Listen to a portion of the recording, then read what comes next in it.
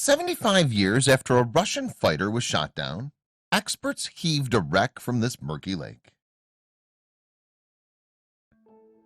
Two teams of Russian researchers have spent 4 years hunting for a World War II Soviet attack plane. The aircraft ditched in a lake near the Russian-Finnish border in 1943 after being damaged by enemy fire. It's now 2017, and sonar has shown a promising signal from a 36-foot deep lake bed near the city of Murmansk. Divers enter the chilly waters to check. It's a delighted thumbs up. They've finally found their quarry.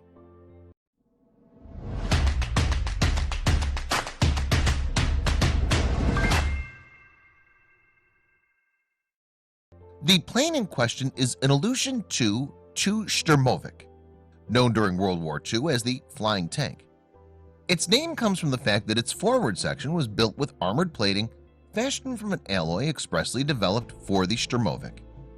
It was a multi-purpose craft capable of bombing, ground attack, and fighter operations, and its heavy armor made it a formidable fighting machine.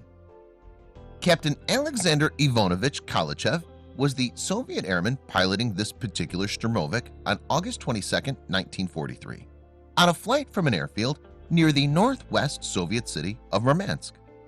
Along with the squadron he led, Kalachev was attacking German forces on Russian territory. His target was Lustari Air Base, not far from the border with Finland, a country then allied with the Nazis. Kalachev's plane was hit by ground fire from anti-aircraft weapons at Lustari. His aircraft lived up to its name for toughness, and despite extensive damage, he was able to pilot it back towards its base. However, the Shturmovik was badly stricken so that he couldn't make it back to his home airfield, although he did fly into Russian-held territory. He had no choice but to crash land in a lake, where his plane sunk to the bottom. We'll hear more about Captain Kalachev's doomed mission and the ultimate fate of his sunken plane shortly. But first, let's take the opportunity to learn more about the World War II combat workhorse of the Soviet Air Force, the Ilyushin II Shturmovik. We can actually trace its origins back to pre-war days in the 1930s.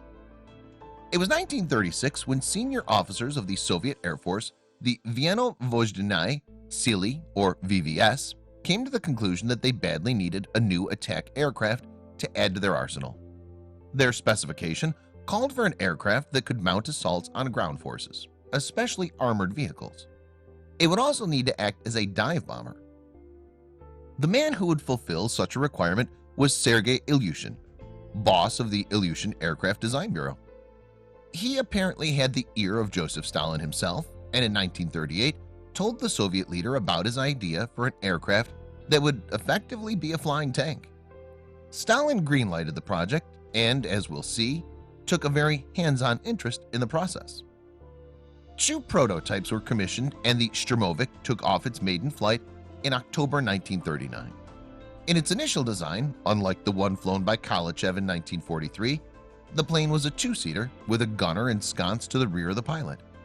It was quickly redesigned as a single-seater to improve handling, but soon reverted to the 2-seater design, apparently after a personal intervention by Stalin. A pilot had written to him pointing out that the plane was too vulnerable to attack without a rear gunner. Catastrophe hit the Soviet Union in June 1941, when Hitler reneged on his non-aggression pact with Stalin and Nazi troops poured across the Soviet Union's western border. Suddenly, with German troops rampaging across Russia, the need for the flying tank was all the more pressing. Unfortunately, only 249 had been built by this time. Worse than that, only some 70 of the Shturmoviks were actually ready for active service. Many more flying tanks would be needed to give the VVS a realistic chance of having a significant impact on the Nazi invaders. Stalin was infuriated by the Soviet Air Force's sorry state of unpreparedness, and he directed his ire upon the production factories. The Smithsonian National Air and Space Museum's website quotes from a telegram that the Soviet leader sent to the factory managers. "You have let down our country and our Red Army," wrote Stalin ominously. "Our Red Army now needs two aircraft like the air it breathes, like the bread it eats. This plant now produces 1 2 a day. It's a mockery of the Red Army. I ask you not to try the government's patience and demand that you manufacture more 2s. This is my final warning. Stalin. A final warning from this ruthless communist dictator was something no Soviet citizen could ever take lightly. Sure enough, production numbers quickly soared. In fact, during the course of the war, the Soviets built as many as 36,000 Sturmoviks. That makes it the most prolific battle plane ever produced. The only aircraft that can claim higher numbers is the Cessna 172, an overwhelmingly civilian plane used by the military only as a trainer. Although the front section of the Sturmovik was constructed out of robust metal alloy, the rear section of the fuselage was actually built with Siberian pine wood. This configuration meant the plane could be built by relatively unskilled labor in quick order, presumably keeping Stalin happy. The designers also concentrated on making the plane easy to maintain, a boon for support staff often working in difficult conditions near the front line. The Germans, who were on the receiving end of the Sturmovik's attacking capabilities, testified to the durability of the Tu-2 by nicknaming it the Bodenflugzeug. That translates as concrete plane. Indeed, the Germans found that they generally couldn't shoot down a Sturmovik with their standard 20mm cannons or machine guns. The Russian aircraft could absorb an enormous amount of punishment, yet still stay in the air. The Smithsonian site quoted the memories of one World War II Sturmovik pilot, Yuri Kukrikov. He recalled, "It was an excellent aircraft for those times. We carried 1,300 pounds of bombs, 8 rockets, 323mm shells for the cannon, 150 rounds for each gun, and 1,800 rounds. Despite this glowing endorsement, there was one very real problem with the Tu-2. Although the Sturmovik had much success in disrupting German troops, it had its own glaring vulnerabilities. These centered on its somewhat lumbering performance in the air, making it an easy target despite its strong armor, especially when no Soviet fighter planes were available for protection. The German Luftwaffe claimed to have shot down 6,900 in 1943 and another 7,300 in 1944. Despite these shortcomings, there's little doubt that the Tu-2 played a crucial role as the Red Army began to push the Germans out of Russian territory in 1942 and 1943. The aircraft provided vital air support to Red Army infantry and tank battalions as they fought the Germans at huge set-piece battles such as Stalingrad and Kursk in 1943. Both of those encounters resulted in resounding Soviet victories and laid the ground for the eventual fall of the Nazi Empire and Hitler's bunker suicide. It's worth pointing out that the Sturmoviks were not the preserve of male pilots. Senior Lieutenant Anna Yegorova, for example, piloted the Tu-2 on 243 missions and was awarded the high honor of Hero of the Soviet Union. She was eventually shot down in August 1944, badly wounded and taken prisoner by the Nazis, but survived the war. But it's time we got back to Captain Kalachev.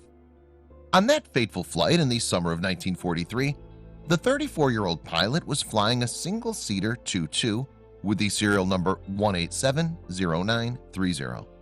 This number enabled the researchers to be sure they'd found Kalachev's plane, since it was still clearly visible in 2 places on the plane's superstructure when it was hauled from the lake. State Aircraft Factory 18 built Kalachev's Sturmovik in June 1942. It was located in southwestern Russia in what was then the city of Kuybyshev, but is now called Samara. The plane came armed with a 23mm cannon on each wing, mounted beside a 7.62mm machine gun. It could carry nearly 900 pounds of bombs and 4 or 8 rockets, depending on the type. The captain and his plane were part of the 46th Sturmovik Assault Regiment and were posted to the Russian Arctic near the city of Murmansk. The Soviet region was near the northern border of both Norway and Finland, while Murmansk itself was strategically important as a port city where supplies from the Allies to support the Soviet war effort were landed after passage across the North Atlantic.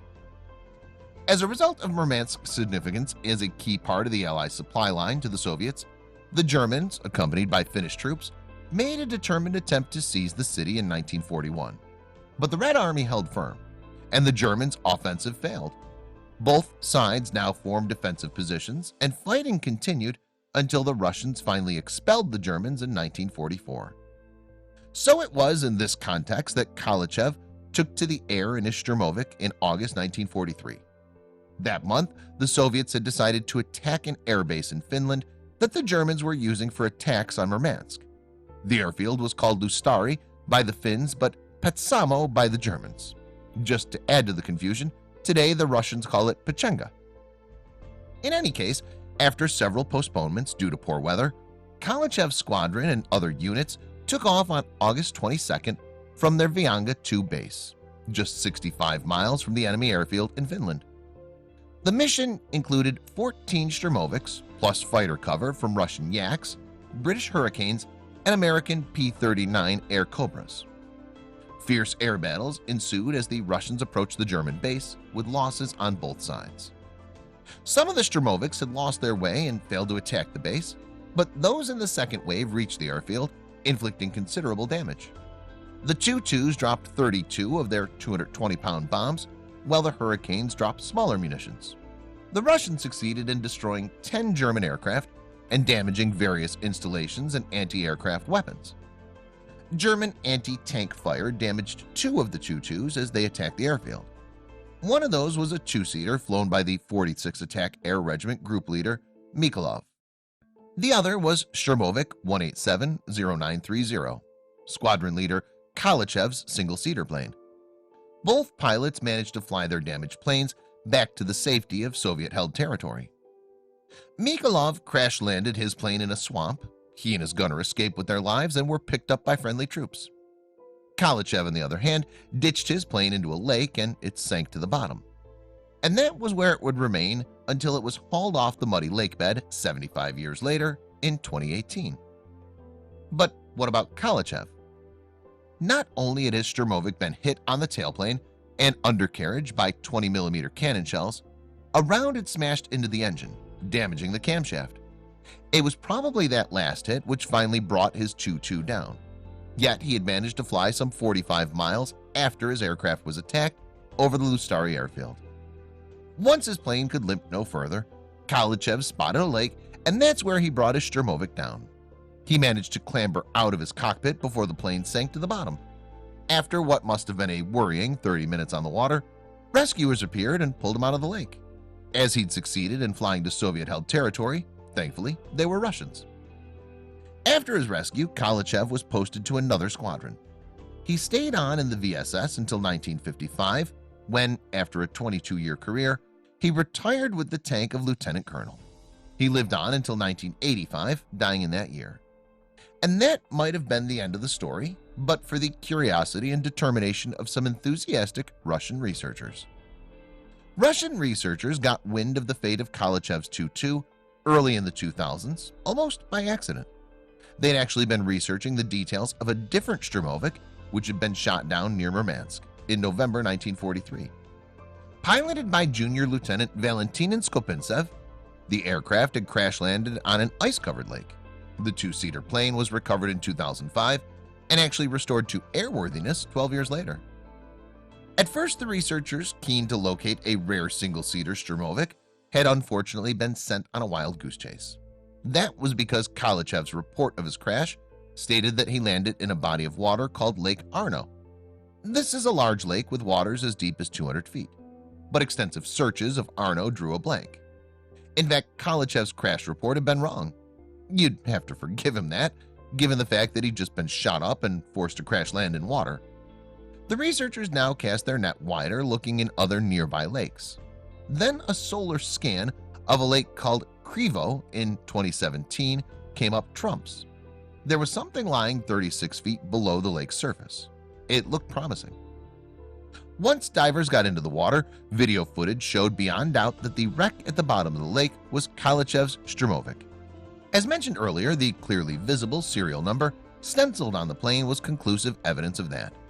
And despite having lain at the bottom of Lake Krivo for 74 years at that point, the plane was in remarkably good condition.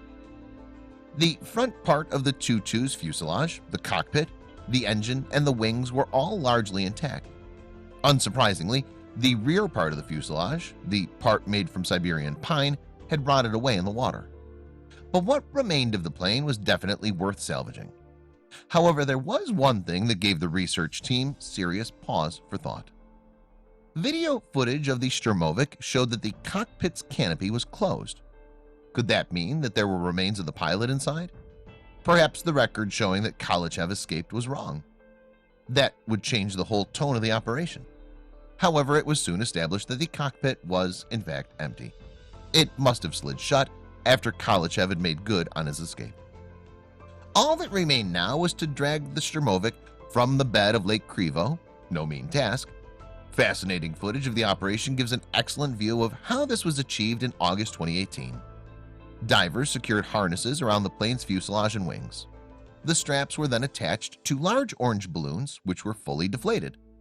Air was then pumped into the inflation bags, and the Sturmovik gradually emerged from its watery grave.